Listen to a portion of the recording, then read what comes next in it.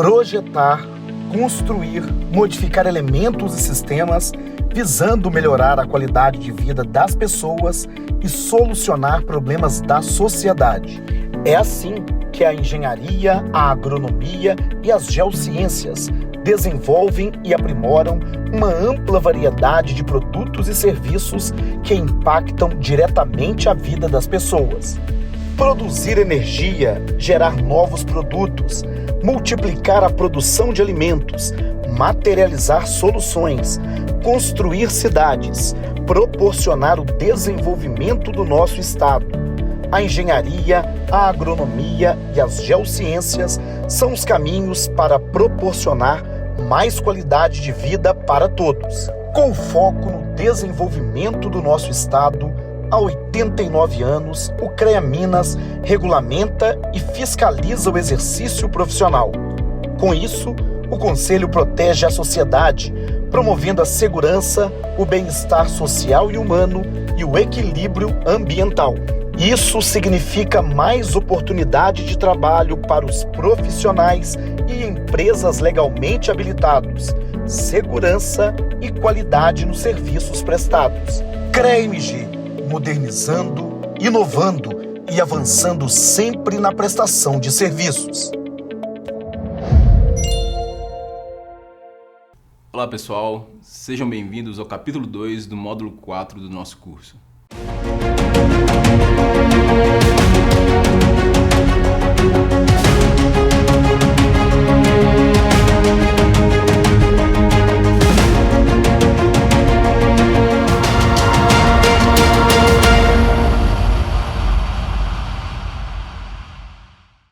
Hoje falaremos um pouco sobre a Lei 14.300.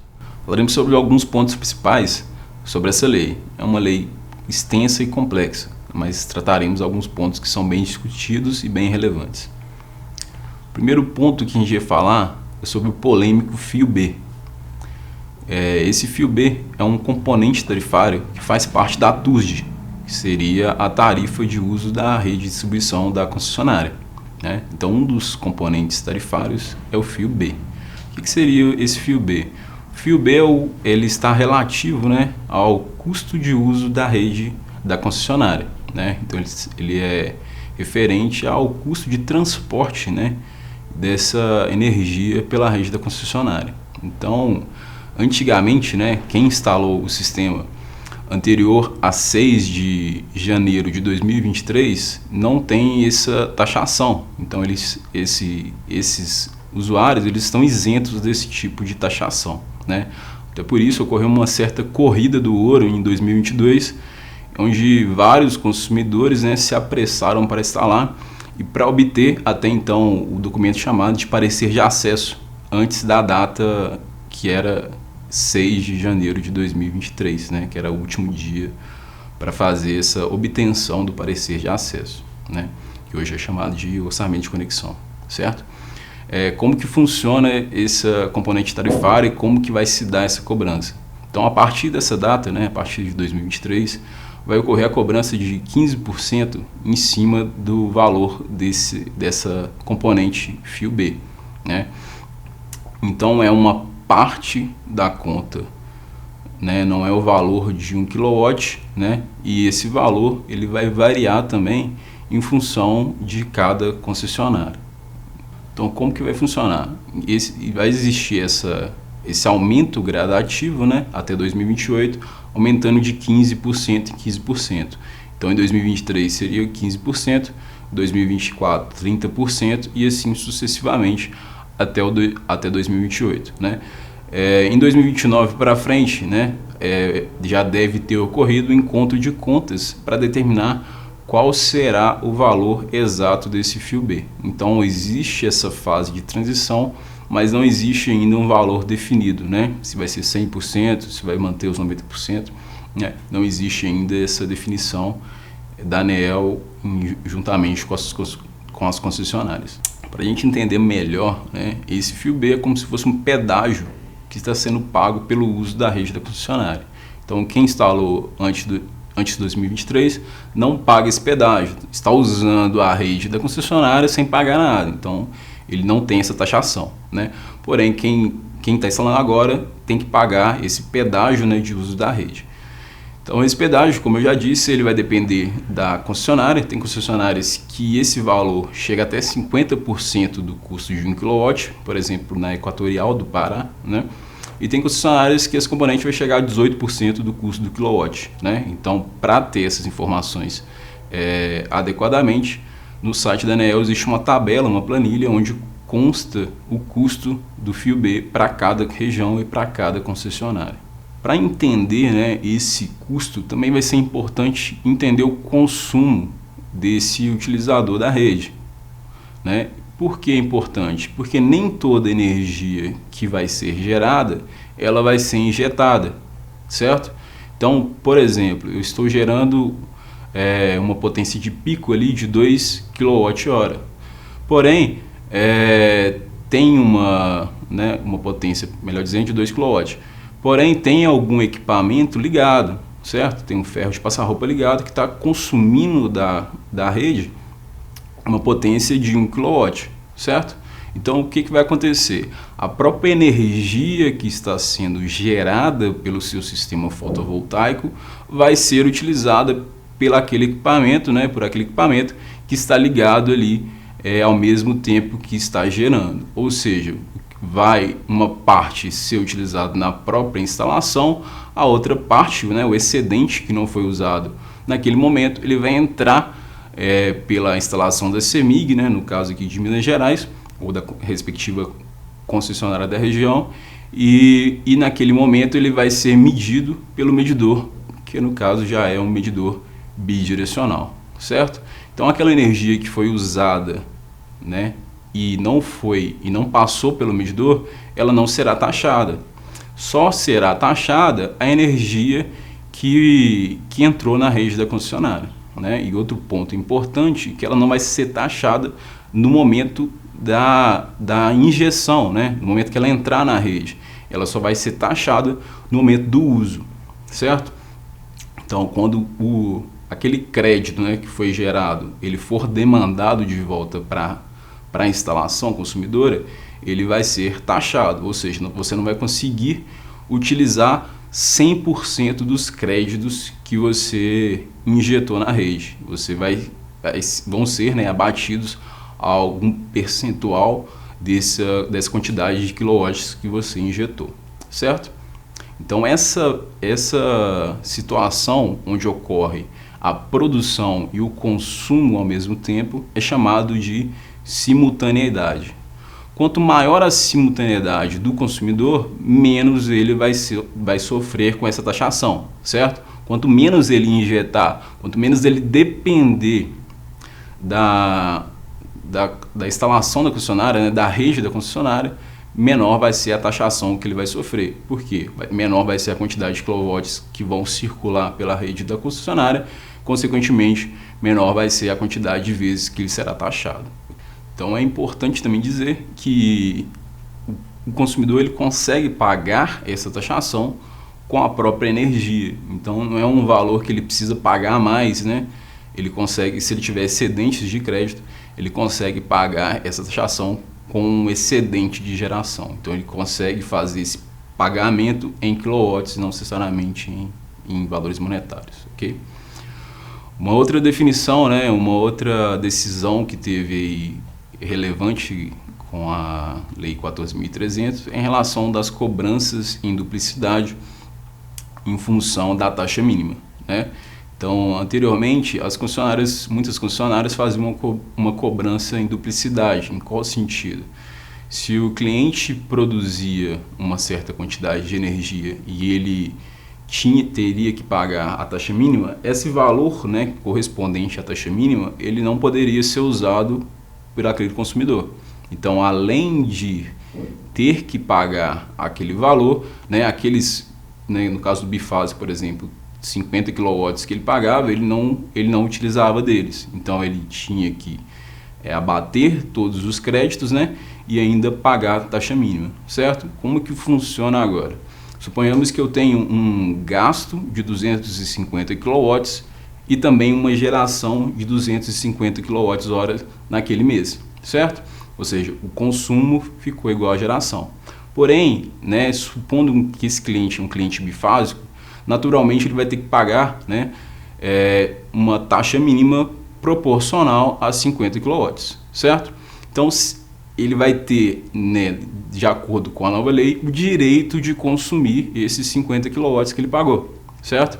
Então, ele consumiu 250, produziu 250. Só que como ele já tem uma taxa mínima, né, de 50 kW, ele vai utilizar dos créditos que ele tem apenas 200 kW. Então, dos 250 consumidos, 50 vão ser pagos com a própria taxa mínima e os 200 excedentes ele pode pagar com os créditos que ele gerou. Ou seja, no final ele ainda vai ter 50 kWh, né, de crédito que ficaram porque ele não precisou usar todos os créditos que ele produziu naquele mês. Um outro ponto muito relevante da Lei 14.300 é a possibilidade de cobrança de demanda para consumidores classe B. Então, aqueles consumidores residenciais, por exemplo, né, que hoje são taxados somente pela taxa mínima, né, e não por demanda, como acontece nos clientes A, eles, né, de acordo com a nova lei, eles poderão ser taxados também pela demanda, né? Mas é importante a gente lembrar, né, primeiramente, o que seria essa demanda, né? A demanda é a quantidade de potência que a gente está consumindo ou injetando no intervalo médio ali de 15 minutos. Né? Então, dentro desse, se ele manter aquela potência fixa durante 15 minutos, essa potência vai ser computada como a demanda dele. Né? Então, vai ser avaliado qual que é o valor máximo que ele atingiu de potência demandada, né? Mantendo essa potência durante pelo menos 15 minutos de uso, certo? Então, esses clientes B, hoje não é feito, né, essa medição de demanda. Né? O próprio medidor não consegue fazer esse tipo de medição. Né?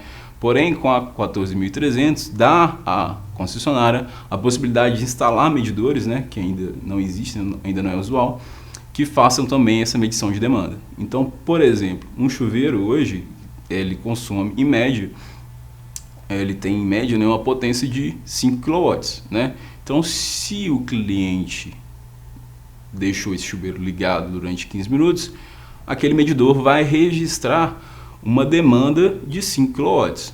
Porém, se ele tiver um gerador, né, uma usina fotovoltaica, que tiver, por exemplo, uma potência de pico de 6 kW e esse pico durar mais do que 15 minutos, quer dizer que a demanda dele de geração ele está superando a demanda de consumo, certo? De consumo ele teve um pico de 5, de produção ele teve um pico de 6. Né? Então vai dar a possibilidade da concessionária cobrar essa diferença entre a demanda de consumo e a demanda de geração, inclusive para clientes que são classe B, né, que hoje essa demanda não existe, ok?